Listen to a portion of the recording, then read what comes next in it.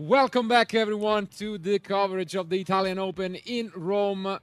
We have a great match ahead of us because sometimes, coincidence are crazy in this game, and this is one of them because we were looking for unusual decks among the top tables and among our undefeated duelists, and we came across, a very interesting deck.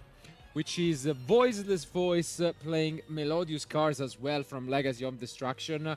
But the craziest thing is that once we looked at the opponent deck list, we noticed that it's exactly the same deck card by card. These two friends built together this deck. And they are performing really good. Unfortunately, though, both on 3-0 got paired one against each other, which will be, though, an amazing showdown. And what's even crazier is that Alberto actually helped them out while building, the deck, and so he will be able to go and walk us through this while we jump into the match. But as mentioned, though, this will be an epic showdown with two friends playing the same exact deck, a deck we have not seen in this capacity on stream yet. Without further ado, our players are ready. Let's jump into round.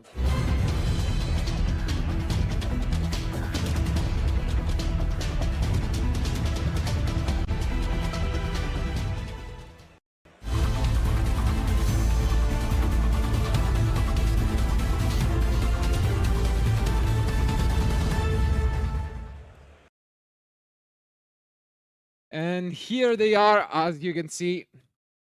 Obviously, always a little tough to play on stream. It can be nervous, but I think it helps quite a bit when you play against a friend. And obviously, when you know your deck in and out. And I think Daniele, I might have missed it, but I think Daniele won the die roll. Do you think it's a big impact on the mirror match? The thing is that basically, talking to Daniele prior to the event, he felt very confident with it. He's one of those guys who usually plays, has been playing the branded Despia deck for quite a while. And he was telling me because yesterday they had a regional in Rome here as well, and he was playing Despia, and he just said, no, today I need to go with this deck. And I mean, he felt pretty confident, especially because he has a very good matchup against the Snake Eye deck. And between the Voiceless Voice and the Melodious as well. Yeah. Deck is consistent. They play Prosperities, Thrust, also the talent as well. And I mean, about the mirror match, honestly, I'm very because like we didn't consider this. Yeah, it's not something like, that you expect. Yeah, with so 500 players, especially. we didn't really talk about it, no. So it's I'm really curious to see how Daniele will basically handle this.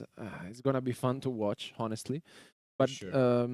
I mean, one thing to mention is I like the synergy both playing hand traps and also the Dark Lure in the main deck, which may might pay off if Valerio, for example, has them in hand. And here looks like there's no sort of interruption, so most likely we will see what the deck does at its best. Yeah, I mean, the thing is, once you know your opponent deck card by card, they are only remaining 3 impermanents. So once that's gone, no other interruption is going to come down, and this is why you see Daniele playing quite fast. He seems to be quite familiar with the deck, and yeah, this will be an interesting one for sure. On the other end, this opening is quite great. Beyond the pendulum, obviously, access to a lot of different cards in this deck, and allows you to extend even more. We can say one of the gimmicks is that you can potentially fuse someone from these scales, and that can just give you an additional way to just use your resources effectively.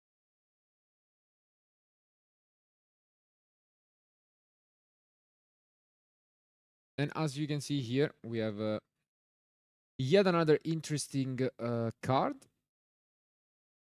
So Odd Dice Advent coming down, which you can use to ritual summon the Pendulum Monster, but you can also use it, and it's a very interesting inclusion in the deck. It's a one-off that obviously you can search with Beyond, just like we've seen.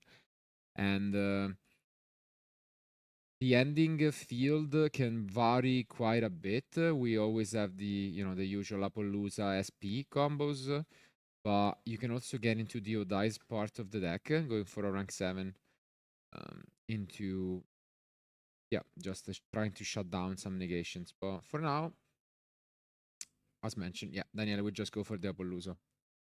And I like the pendulum graph being on the field because basically it also negates one of your opponent's spell or card effect, no? When it's face up on the field, which is, another interruption. And finally, now we access the Voiceless part of the deck. This is the card that was simply negated by Vincenzo in the previous rounds and just gave him the win. But this time, Barrier resolves and allows Daniele to, as mentioned, get into the ritual part of the deck. Yeah, this is very good because it depends on what he's holding in his hand. It may also go for, the law and adding him to his hand. It really depends on what he's holding in here. But it seems as if he's adding the Zafira to his hand.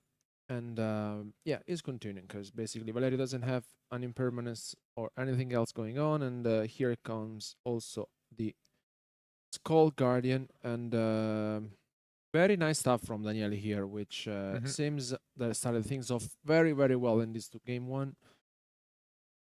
Yeah, we've mentioned plenty of times that when you play a deck that is unusual, you already have a huge advantage because you are experienced against the most popular decks where your opponent have to improvise. And when you're playing a combo deck, it's even tougher for your opponents because you're not just doing a couple of things per turn. As you can see here, you're going for a complex turn, and then the points of interruptions get even more complicated. So you don't know where to use your entrops, you don't know where to use your interruptions, what to side deck. So obviously this is a unique case because you're playing your friend with the exact same deck. But overall, I'm not surprised that they are undefeated at this point in the tournament. Yeah, deck is working well. So up until now. So let's see. As we can see now, we access the law, and the goal is again to extend up Skull Guardian, and this is what has happened. Play is back to Valerio, and I don't think Daniel is too happy with his opening. Actually, he thought he could make more. And first and foremost, let's see if there is that Dark Ruler no more, which could be so strong, shutting down the Appaloosa completely and forever, because the counters are essentially gone. The attack is reset to 0. So yeah, it's not a super impressive field from Daniele. It's like it could have been better, in my opinion, for sure. It seems as if maybe there was a misstep from him, or and as you can see, one is used to negate the Saphira, but there is one of those tech cards you mentioned, Trust, which is gonna be able to access a lot of stuff. Dark Ruler if he wants, but Talent is also a really great one if he just wants to take that. And makes sense. Yeah. I like Valerio chances now, yeah. As you can see, he actually takes a look at the end. Interesting. And yeah, he mentioned what we saw, the card he drew was the Prosperity, making it impossible to activate it because obviously you either choose to draw or to send back. And Dark Ruler is actually the choice, which means that Valerio is just going in at this point.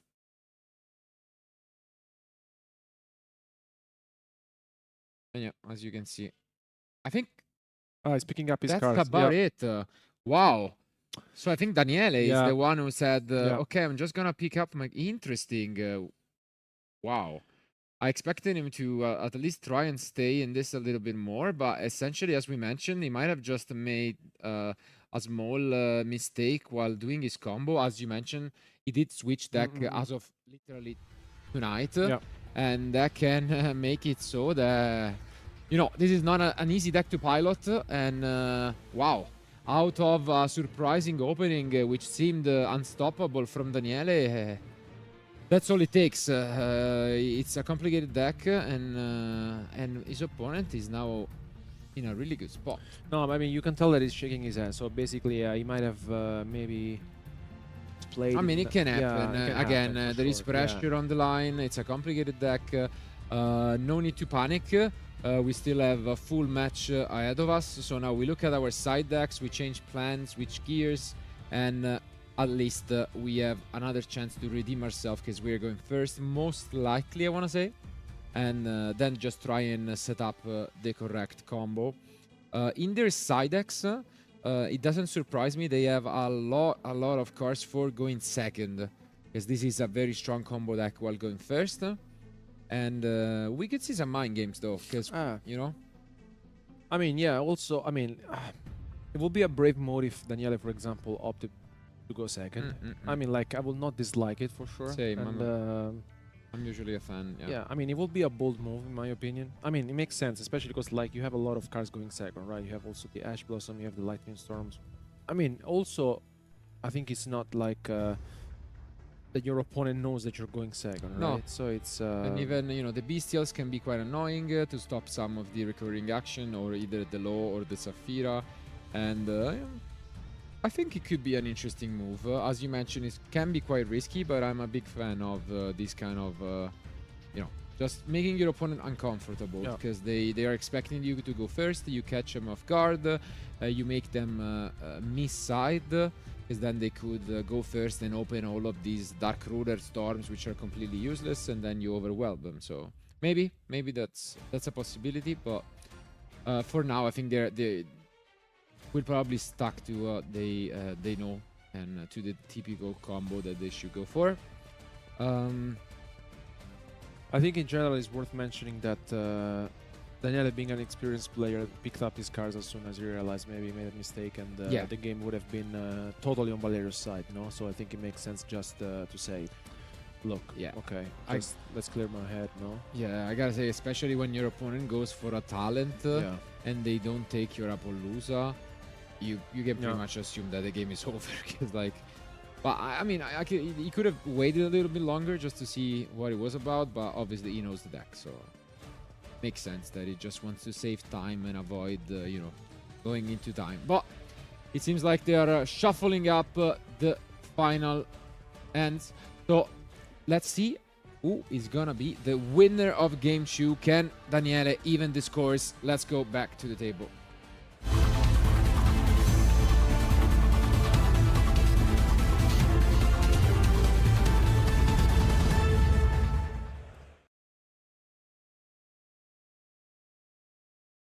Here they are, and now we will just find out in a matter of seconds if the mind games are happening, or whether Daniele is just gonna go first once again.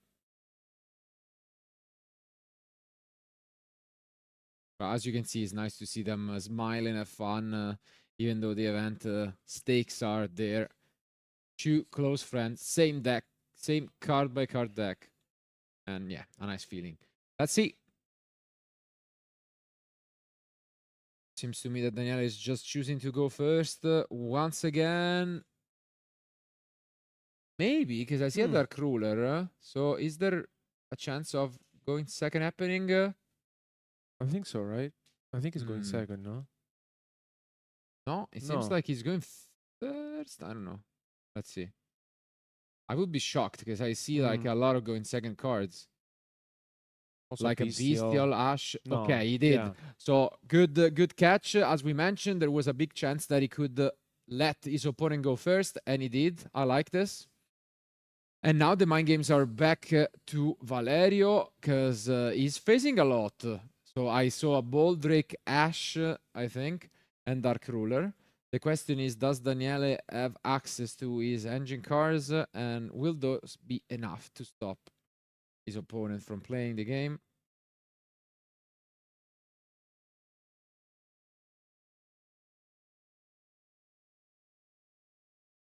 This is exactly what we have seen from Daniele in the previous game. What this allows you to go for is to set up some pendulum scales back, and exactly what we are going for. Yeah, makes sense. For now, the Boldrake cannot come down yet, but soon enough it should be able to.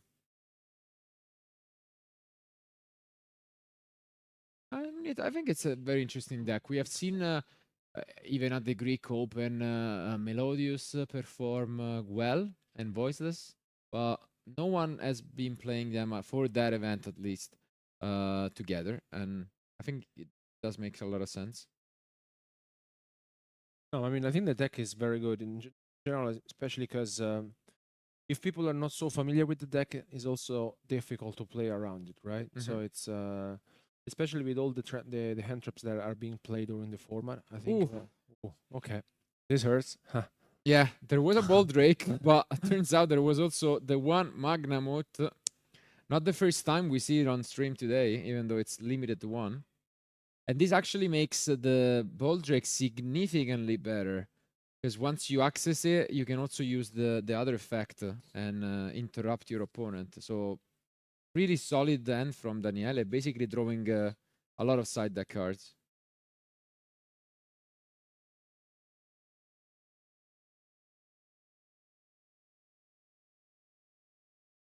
And yeah, now he's considering maybe his options. What he can do is he can wait technically for a summon, and then he will be able to use the Ball Drake defensively rather.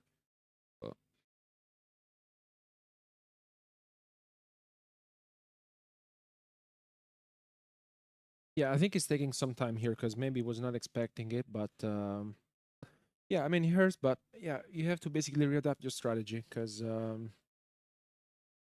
beyond the pendulum itself, just let's see.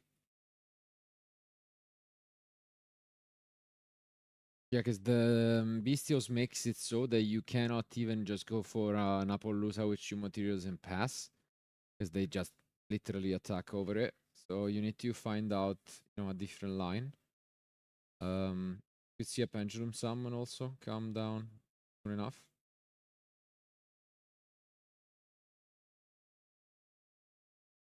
And yeah, right now they're just discussing with the judge. Okay, not quite yet. We see one of the tech cars again in the deck, which is the Suravis.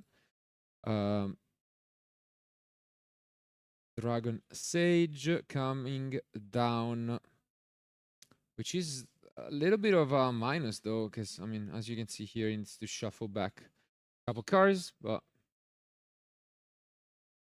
here comes the devastating moment. Yeah, Ball Drake here is pretty big because alone usually, I mean, every bestial is similar and does the job, but when you open 2 of them, especially with the Ball Drake, as you can see here, we could see it to stop the cross ship. If Daniele really wants, he can just get rid of it now. Yeah, and he does. makes sense. Makes sense. The only risk is now seeing cars like Talent and Trust once again. And yeah, Daniele is having a read. Yeah. Yep. So as expected, well played by Daniele. Getting rid of the cross ship. Does Valerio have what it takes to continue comboing off here? He doesn't have any link monster anymore, which means he can only special summon 1 from the actual deck if needed. And he will try to figure out the best line. I mean, if you start with both of them, honestly, that puts you so far ahead in the game. Yeah, even because like in the end phase we get even another one. So I mean, this weekend it seems like bestials are really good, and for everyone who kept talking about the year of the fire, maybe this is not quite it, because you also have a lot of these light and dark decks which are still trying to be in competition, but as mentioned, not quite enough. This bestial putting in work and play is back to Daniele, and now we see this really cute interaction with Saphira being a dragon and therefore making the Magnamoot a mainable card and a really good engine card.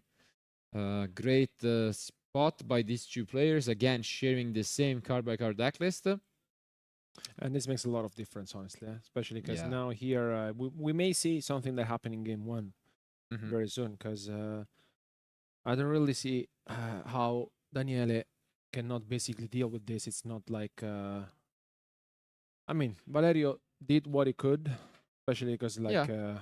with the interruption, Magnamut plus the Ball Drake was too much. But yeah, this is great. We have seen a couple of times already this Saphira play, sending one of the spells, in this case prayers, and just adding the usual cool guardian. So.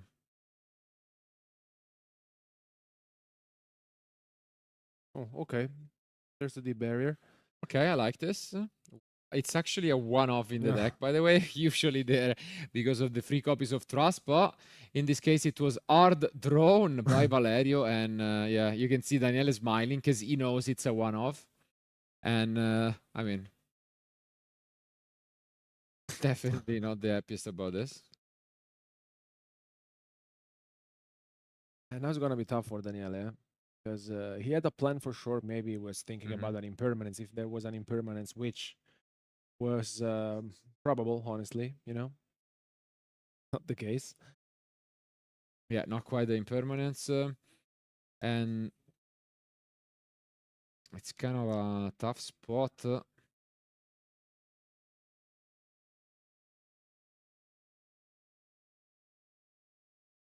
Yeah, Daniele is really trying to figure out what to do. This is tough because I mean you could have dealt with Valerio's field quite easily if it was not for the dimensional barrier. But yeah, he's forced to enter battle phase and attack basically because he has this cool guardian, the Ash Blossom, and yeah, I think he's passed. Yeah, Yeah, and that's about it because.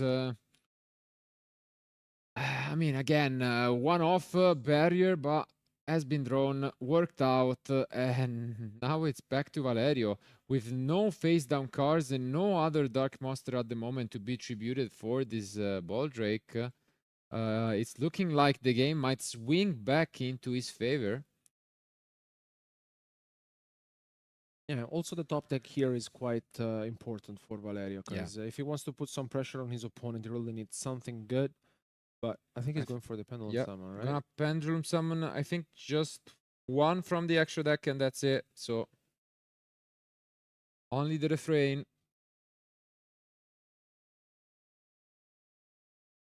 And that's about it. Yeah.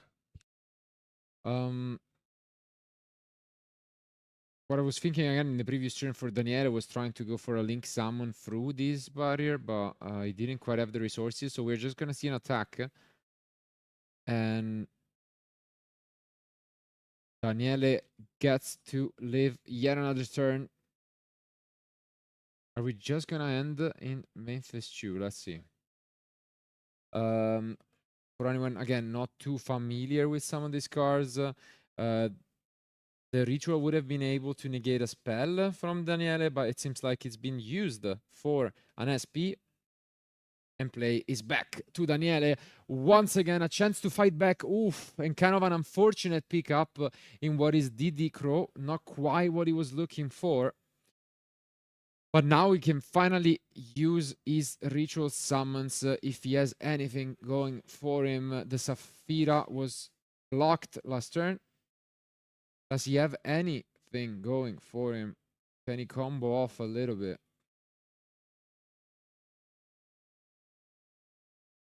And another bestial in Saronir. Seems like a full bestial. 3 bestials drawn out of the 4 that they are playing. So at the same time, this is obviously a really good response to SP, able to attack over it. As you can see now, is this gonna be it from Daniele? Do we have something else? He does look at his extra. But that may be the case, huh? Once again, I think he might be wondering whether just to go normal summon Crow into SP, and that doesn't look. Yeah, it's not about it. Passed back, so very slow and grind game. This one it is, with both duelists not able to just accomplish much, and it's coming down to these bestials once again. I think he might have an ostinato face down. Let's see.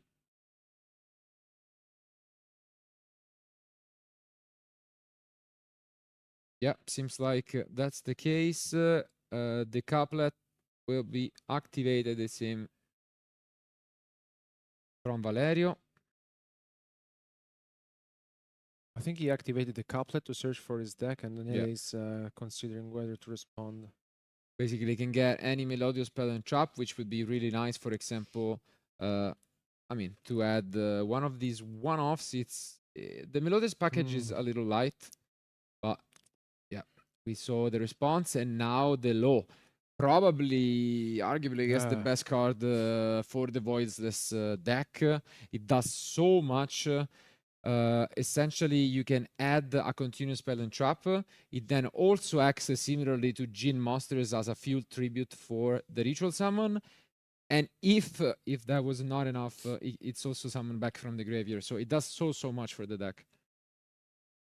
But at least we see one of these other tech cards, Diddy Crow, from the side deck, getting rid of the ritual part of the deck. We could say that Saphira can be used as a ritual spell from the graveyard. A great card again. And yeah, the main reason why they are playing essentially 7 ways to banish it with 4 Bestials and 3 DD Crows. It's gonna be a close one, yeah. Yeah, I mean, there was a moment in which we thought that this was on Daniele's side, right? And but it basically has not. It's similar to other games that we've seen today, where they just draw all of these Bestials and no real engine cards. The only engine cards, which was once Saphira, has been shut down by Barrier, and from that moment on, Daniele is just playing with these Bestials, and his opponent is showing us why Pendulum Summon is a mechanic that just works so well when you don't have a response to it. yeah, and plays pass back to Daniele. Can he finally get something going? Is it still gonna be just a slow and painful grind? Doesn't seem too happy, but let's see. You can see he's just smiling a little bit, but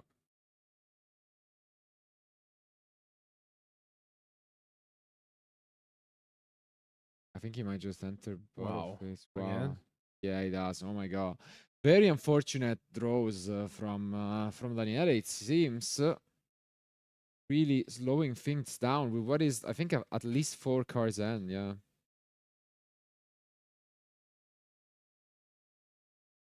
Yeah, I think it's been at least 3 turns, right? She didn't play like a single card. Yeah.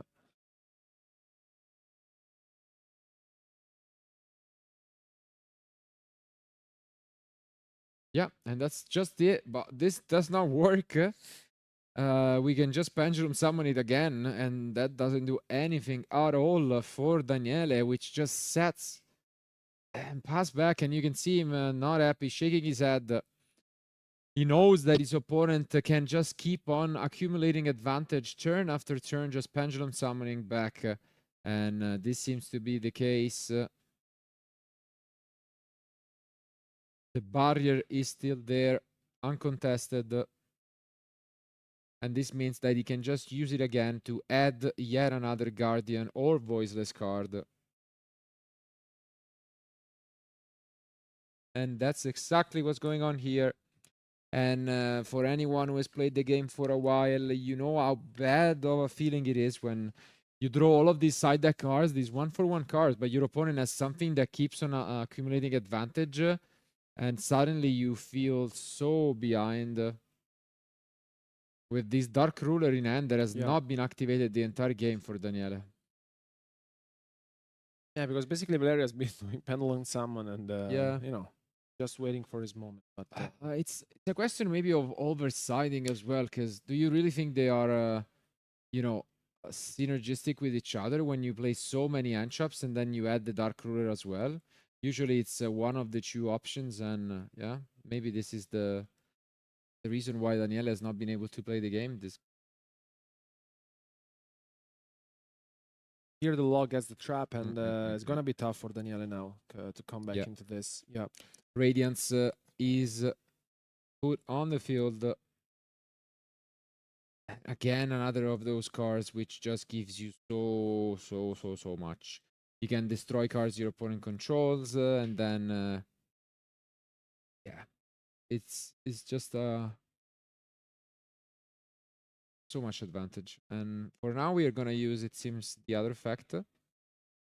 Again, adding another voiceless voice monster from deck, and then the Saphira happens. And I think Daniele might be out of responses. I think he has 2 copies of Dark Ruler in hand, actually, and no other Bestias, no other DD Crows. Valerio playing, really well, maneuvering through these responses, gets the Soravis, which allows him to play around impermanence face down, if that's the case. But it is revealed to be another Radiance of his own. And yeah, unfortunately, Daniele extend shows what this end looks like. It's definitely not a good one. And Valerio takes the match by storm. Let's go back to us. What a match. Unfortunately, I mean, sometimes that's how it goes for Daniele.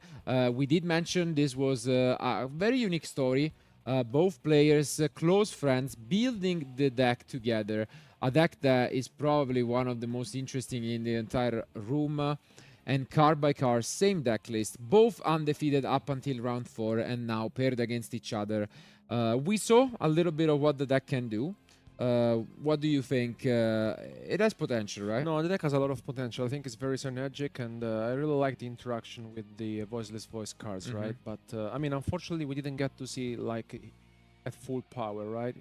Yeah, because game 1 was Daniele, I think, made a small misplay in which he ended the turn basically with the Apollousa and the Skull Guardian without the law on the field, which is kind of a misstep there, and Valerio took advantage of it, and especially because like he had a good end, right, with the trust plus the talent, and that was pretty much it. And then game 2, I think, just bad luck for Daniele. Yeah, it was bad luck. I liked where his mind was at, looking at the side deck and the main deck option. We did mention and pretty much had a read on the fact that he could choose to go second in game 2, and that exactly happened. But I think there is a fine line. I mean, those kind of decisions are real risky. I am a fan of them, but you need to take, like, it's tough to improvise them. And I think what has happened is that maybe he oversided again a little bit too much, because he ended up not having anything. He only had 1 Saphira. It has to be mentioned, and we'll probably ask his opponent in the interview, that he drew the 1 copy of Barrier, which they had a laugh about, and maybe the game would have been completely different if it wasn't for that. But regardless, I think we might see more of this deck in the future, and maybe even at this event. But thank you guys for staying with us for round 4. We'll be on a quick break, and we'll try to bring you the winner of round 4. Keep watching.